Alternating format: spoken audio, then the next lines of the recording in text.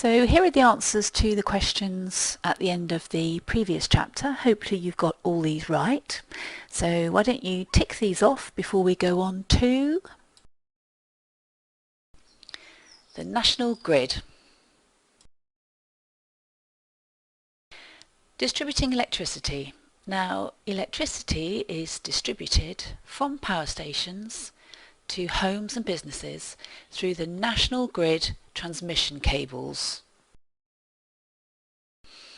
Transformers are an important part of the national grid. Now, power stations produce electricity at a voltage of 25,000 volts.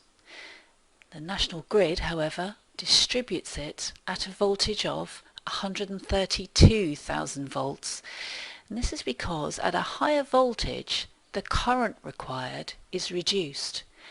And this means that energy losses in the cables are reduced. So this makes the system more efficient. Step-up transformers, this is between the power station and the cables, increase the voltage for distribution.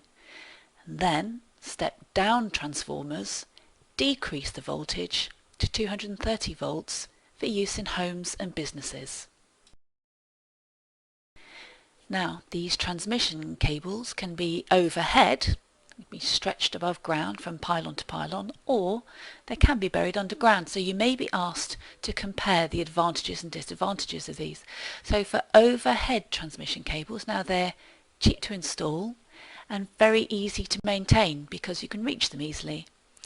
And they're high above ground, so they're a long way from people, so there's less worry about any possible health effects. But the disadvantages are that electricity pylons and transmission cables are visual pollution and spoil the landscape. They don't look very pretty.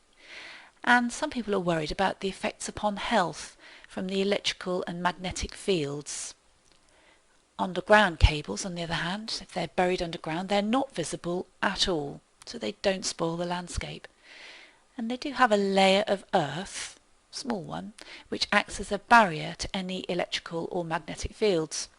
But the disadvantage is they're very expensive to bury, and it's difficult to repair. If you have to repair a cable, you've then got to dig them all up again. They're very difficult to bury under canals, under roads, rivers, buildings and so on.